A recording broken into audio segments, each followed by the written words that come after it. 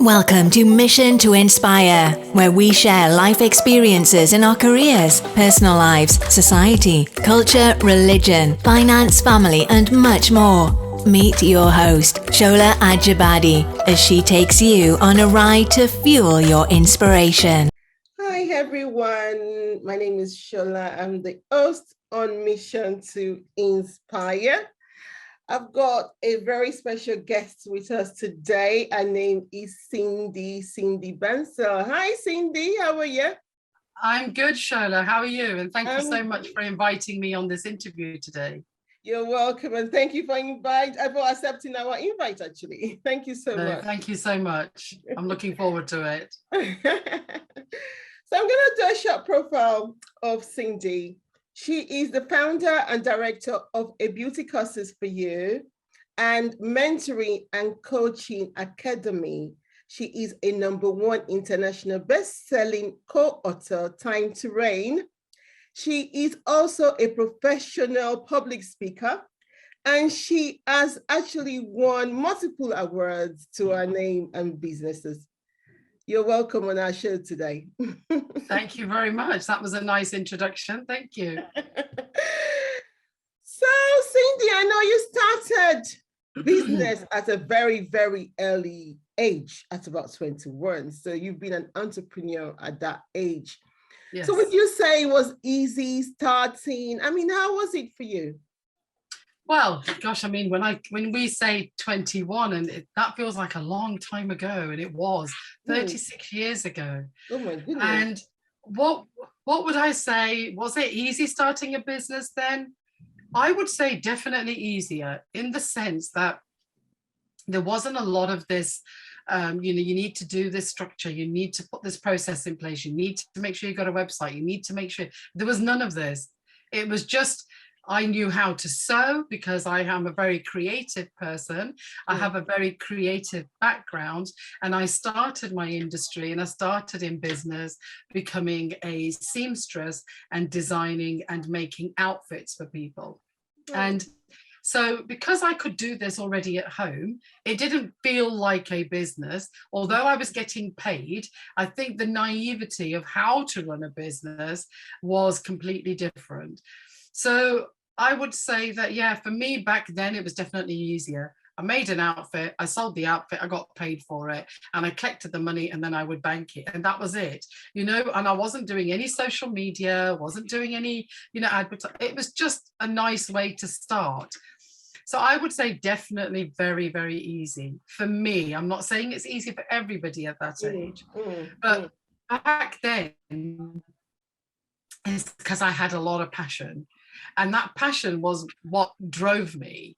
And I knew that, my attitude was one of those attitudes that, why wouldn't it work? Why it's not going to fail? I make an outfit, people like it, they buy it. But at the same time, doing the makeup and making people feel nice and the way that they looked, they liked it. So it was kind of like a bit of a win-win attitude, really, that I had. And then the other thing is to say that actually I was never going to give up. I was always a very determined individual. And when I wanted to succeed at something, I knew that I would put my heart and soul into it and, do the best that I could. And I wasn't going to give up until I'd actually reached the top. So that attitude, that defiant attitude really did help me in business, for sure. And also there wasn't as much pressure. I didn't have as much competition then. Back then, 36 years ago, there wasn't too much competition. And, the network of people that I knew within my own little cultural group, going to the temple, I had a lot of friends and family that allowed me to have an easier start in the business because I had a good network of people around me. So that was really important. And actually the overheads, I was doing it from home. I didn't pay board. I just didn't pay because it was not something that was asked of us. So whatever money I made, and it was the whole amount of money that I made, apart from outlaying on the fabric that I needed to buy, which was obviously, again, a lot cheaper back then. Yeah. There wasn't a lot of outlay. And yeah, it was easier for me to budget. So definitely easier at the age of 21. Is it Wow. easier now? It's a completely different ball game. But yes, there's a few nuggets there for you.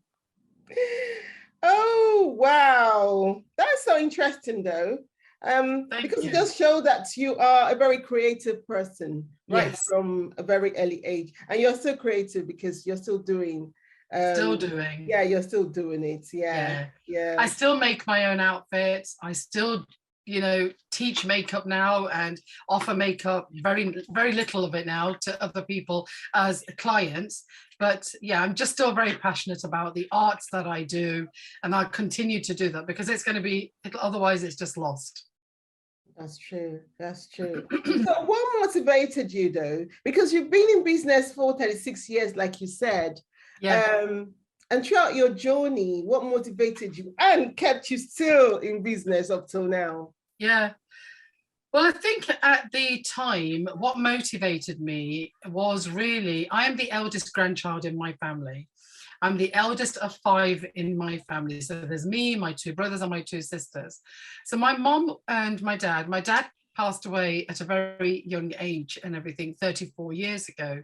And so my mom was on her own for 26 years. And I think what motivated me more than anything was that she was always working. Now, she was working in multiple different things. I didn't know anything about residual income at the time. I didn't even know that that's what it was called. So when my mom was actually working at Raleigh Industry Bikes and everything, go there for her daytime job, come home and do her sewing in the evening, do her cooking at the weekend, make her samosas and sell them, I didn't realize that these were all the residual incomes.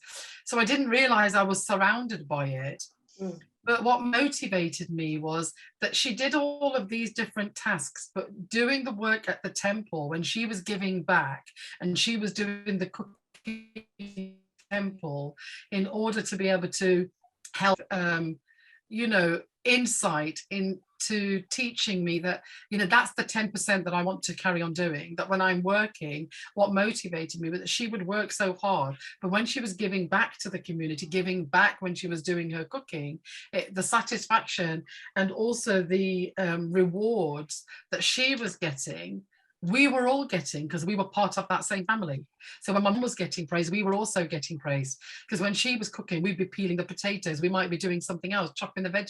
It was a big community event, and that continued to stay with me for a very, very long time. And I think that in itself was really one of the key things that actually really did motivate me. And I think back, when I got married and I, been married for a few years, back in 2005, when people used to say to me, oh, I love the way that you've done your eye makeup, I like the way that you've done this, could you do this for me? And then I started to offer this to others. What was really nice at that time, when I was doing makeup for other people, I was making them feel good with what they felt, about themselves.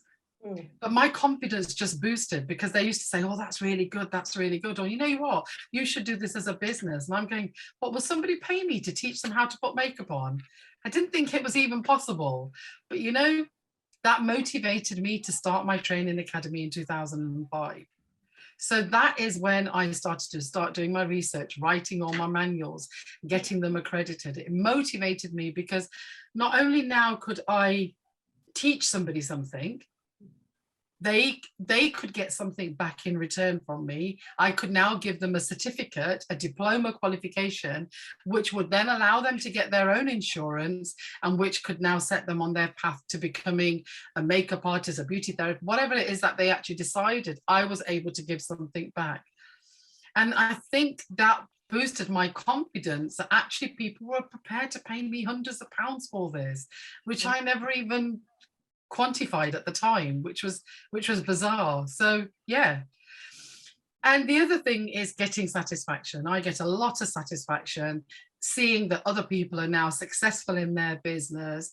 I like to see that it's actually there's a few things by me teaching them something where they may not have been able to stand out in the crowd and they've always had to fit in. It's been great that I've been able to create a look for them, give them an outfit that they feel happy in. They don't look like everybody else in the crowd. Now they actually stand out, and then their confidence is boosted. So for sure, it's really, really important. And that's definitely motivation, you know, to have that satisfaction, to make them feel so good about themselves. But the other thing that motivated me was that I wanted to be my own boss. I didn't want to take instructions from anybody else. I didn't want to work for anybody else. So that, being my own boss, being flexible, work when I want to, when I didn't want to, that motivated me all the time. I was thinking, oh, this is great. So sometimes actually I could work 2 or 3 days and not have to work the rest of the time. And that motivated me even more to say, well, actually, I could work 3 days a week, but still get the same amount of money that somebody does when they're working a whole month. So that was my motivation for sure. And making that difference, you know, to somebody else's life, being able to be that one little change that you can make for them. If that's helped that one person, yeah, definitely. It's been a personal growth and everything. And I think that, yeah, so for me, even at this age of, you know, 58, I keep self-motivating myself. I'm surrounded by motivational quotes here in my office, around my computer screen, because that's what keeps me motivated. I read them numerous times in a day. I don't sometimes even realize that I'm reading them. And that will then just keep me spurring. So that motivates me, because if somebody comes back to me and says, actually, you know, you teaching me this allowed me to become this person, become this therapist, become this salon owner, which actually has put food on my table in order to feed my family and then to feed others. That is the biggest reward ever, I think. It's that duty to serve others that I'm very passionate about. Yeah. That is so interesting. There's a saying that goes that it's good to teach a man how to fish than give them the fish to eat or feed on. Oh, 100%. So, yeah. 100%. I always look at it like that as well, exactly the same. You know, what I'm teaching you, because I remember when I first started in the beauty industry, people, you know, more so now, I would say, in these last sort of like 10 years, is, you know, with makeup and with the social media and, you know, all this Instagram, etc. You know, it's like, what brand are you going to use? Bobbi Brown? Are you going to use this? Are you going to use MAC? I said, no. I think what I need to take away from you is to say, I'm actually not teaching you a brand. I am teaching you a technique. What brand you decide, what brand you decide to use, how you decide to go further with that is your choice. What I'm teaching you is how to use the brush in order to be able to apply the makeup. It doesn't matter where the makeup comes from. Exactly. So if I'm going to teach you how to make a chicken curry, you're going to make the chicken curry to your taste. Exactly. But you need to understand the ingredients that you need to put in order to make my chicken curry. That's true. That's kind of the method behind my madness, but I think it kind of makes sense, I'm hoping. It does make sense. It does make sense, because that's what makes it taste distinctively exactly different. That dish is going to every other dish. Definitely. Now, if you want to add a bit more chili, and you want to add a bit more spice, and you want to add a bit more lipstick, you want to add extra mascara, that's fine. It's your choice. But if we strip it back, what we're trying to do is to teach you the technique of how to do something. Exactly. And then you can elaborate on that and develop that skill. You know, when they teach you how to learn how to drive, they don't teach you to learn how to drive. That's it. They teach you to learn how to drive textbook style. In order for you to then fit in with the road and the other drivers and everything like that, and actually fit in with everybody else and the way that they drive on the road, that in itself takes years of techniques to adjust to something. So I think, it's a kind of the same principles, really. Yeah. So what impact did it have on you as an individual and as a family, being an entrepreneur? So I would say, on a positive note, it's given me a lot of self-worth.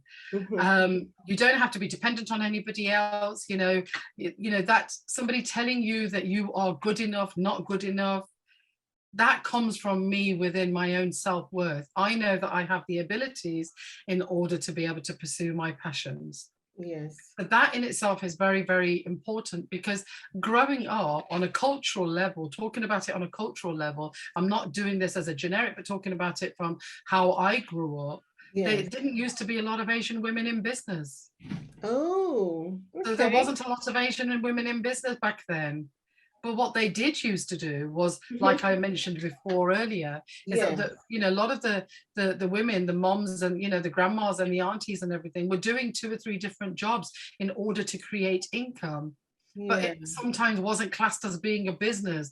It was classed Mm. as more of a hobby, that they're making samosas to sell because it's a hobby, but actually it was a business. That's a And business. also the other thing was that predominantly they weren't allowed to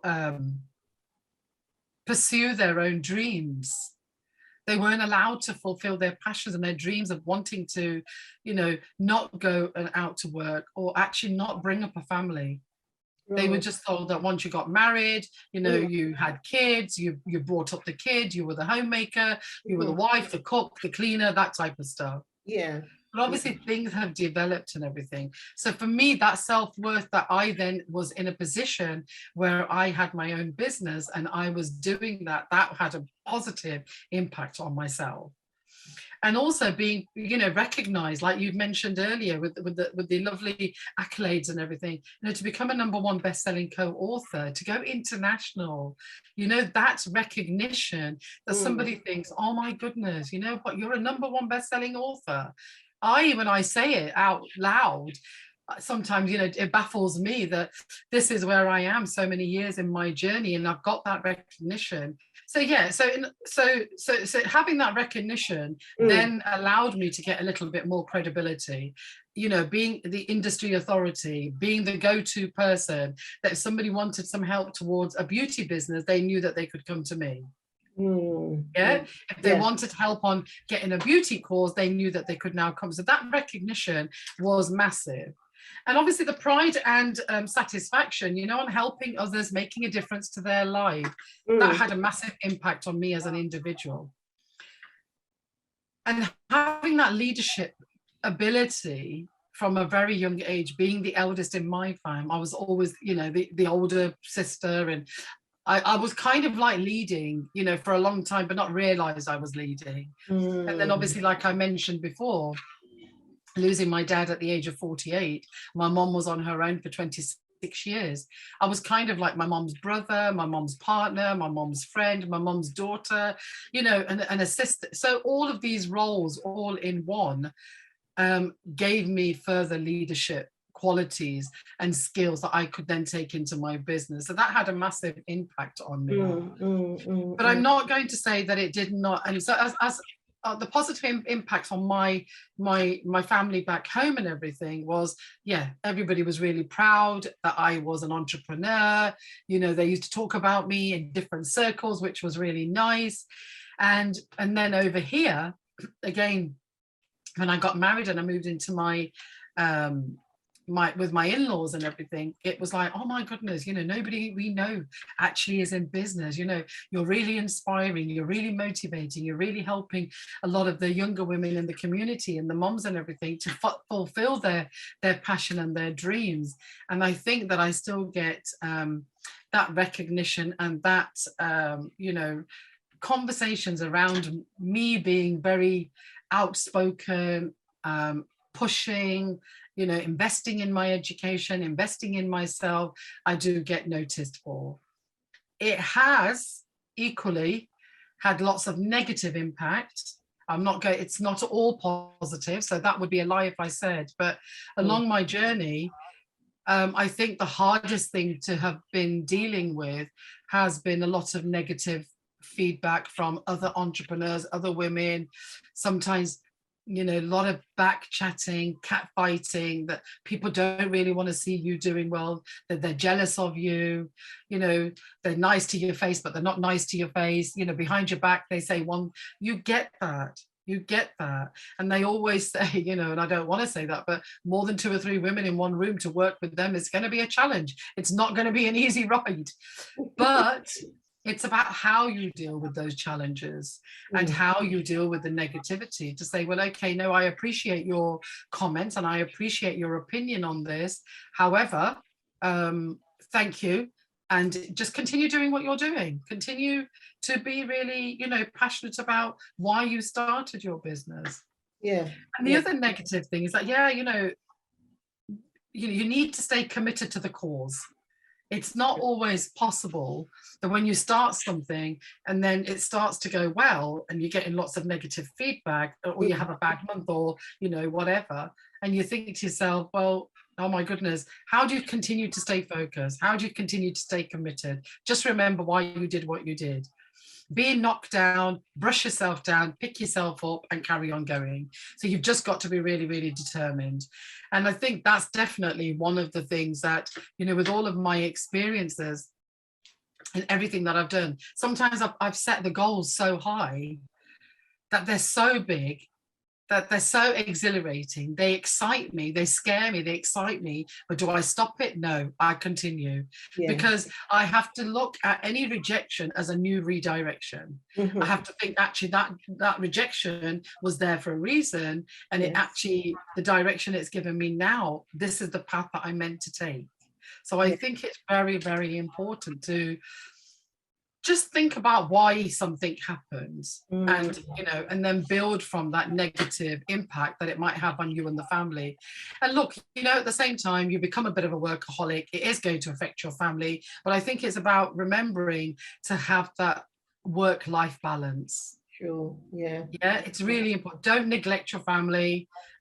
Stay there, be there for them. The kids growing up, it was a certain time, when I started my business, my youngest son was 7 years old. I made sure I was there for all the early stages, and then I went into doing my business. So you do what you have to do the way that you do it, but don't be too hard on yourself. And just surround yourself with the right people, the right energy that's going to lift you, like-minded people, and are going to spur you on. I think that's key, really, to getting out of all the negative impacts on yourself and your family. Exactly. Surround yourself with people like-minded. Yeah. They say that you're an average of the 5 people you hang around with. So if you're going to hang around with 5 negative people, you're going to be the 6th. If you're going to hang around with 5 people that haven't got any money, you're going to be the 6th. If you hang around with people that have got a positive outlook to life, that really are motivating, inspiring, it gives you that energy. It gives you that why you want to do what you want to do, and make you believe in yourself, which is really, really important. So definitely find a group of people who help to challenge and inspire you, and spend a lot of time with them, because these are the people that are going to help to change your life. That's true. That's very true. Thank you so much for that. No worries. For that word of advice. Thank you so much. Please, can you share a success story with us? Yeah, during lockdown, the last couple of years have been very, very difficult. I didn't know a lot about digital marketing. I invested a lot of time in myself, a lot of time in my education. I learned about the things of building my YouTube channel, building all my stuff to do with getting the reach out there. I've embraced that. So that is definitely a success, because everybody knew I was a bit of a technophobia. 2021, I became international #1 best-selling co-author, which for me was an amazing opportunity. I became a professional public speaker. Can't even say the words now. I became a professional public speaker, and it gave me the opportunity to stand on the stage and finally not having to fit in and stand out from the crowd. I could stand quite proud being an Asian plus size woman over there with all of the gifts and all of the abilities and the knowledge that I had gave me the ability to share. So for me, that was a massive success story. And, the chapter in my book, In Time to Reign, is actually called Never Give Up, because I'm not about giving up. It's not about, I've come this far and that's it. And finally, I think it's, for me, my biggest success is actually I'm very happy in my own skin. I'm very happy within myself. I like who I am. When I look in the mirror, I say a few things to myself every single day. And that continues to be the success that I work with, which is obviously to say that, you know, I am incredible, I'm very worthy, you know, I'm loved, and I am who I am. And I'm very proud to be who I am. And I value the people who value me. For me, that has been my biggest lessons that I've taken away from everything, is to say that actually, if somebody doesn't like me, it's fine. I've come to the T-junction and it was time for them to take a left and it was time for me to take a right, and that's fine. I valued them during the time I was with them, and now I'll continue valuing myself because this is a path that I want to take. Wow. Wow. It's all about value. Oh gosh, 100%. Yeah. Because look, we can't ask somebody to give us the respect. You can't ask anybody to give you respect. You can't buy it. It's about earning it. It's about earning that respect because you did what you did to help you, but that helping you allowed you to help somebody else. So for me, my passion is that I like to create the belief in other people that they have got this. I want them to just go a little bit inside. They've got this. And I am the encourager and not the critic to say, look, you've got this. Yes. Just believe in yourself. You got this. True. So for sure, that's definitely my mantra. You got this. You've got this. You've got this. Yes. Any advice for our listeners out there? I would say my biggest advice is honestly surround yourself by the right people. And it doesn't matter if you don't want to be with that family member. It doesn't matter if you don't want to be with somebody. You know what? It's okay. When you're doing your business life, do your business life, stick with those like-minded people that are going to help you to succeed in business. I'm not saying neglect all your family. I'm just saying find an equal balance. Just value the people that value you. And that's really, my biggest advice really would be to say, look, you've come this far. Don't give up. Value where you are, who you are, and why you're doing what you're doing. And then remember what that big why is. So that's definitely the one thing. The inspirational advice, do you remember what your why is? Continue to do what you're doing, and that will take you to that next step up the ladder. And I think when you're climbing up the ladder, sometimes you forget to look back and you don't realize how many steps you've climbed. And before you realize it, you think, actually, I'm not at the bottom of the ladder anymore. I'm halfway up the ladder. I'm more than halfway up the ladder now. So my advice is just continue doing what you're doing. Ask for help. You don't have to do this by yourself. Ask for help, but make sure that they're the like-minded people that are going to help to spur you on and be there for you. Thank you so much for joining us today. Thank you so much. Thank you so much for having me. Don't give up. Remember, never give up. Why? Never give up. Every rejection is a redirection. Never give up. But most of all, yes, value the people that value you, but value you more than anybody. I think that's 100%. And look, you know, what goes around comes around. You know, we are here for the grace of God, as they say, that, you know, the food that's been put on just be blessed for everything that you have. And be grateful for the roof over your head, the food on your table, and for where you are, another breath in your body. So 100%, definitely. Thank you so much. Thank you for coming on our show. No problem. It's been an absolute pleasure. And thank you so much for inviting me. And I look forward to coming on again, speaking to you again, maybe in different areas, no doubt. But yes, for sure. Thank you so much for having me. For sure. Thank you so much. And until next time. Thank you. Cindy Bansal. Thank you for coming. Thank you. Thank you so much. Thank you so much. Bye. Take care. Thank you for joining us today on Mission to Inspire. Subscribe if you have not already done so. Like, comment, leave a message. Let's stay connected. Let's jointly inspire the world.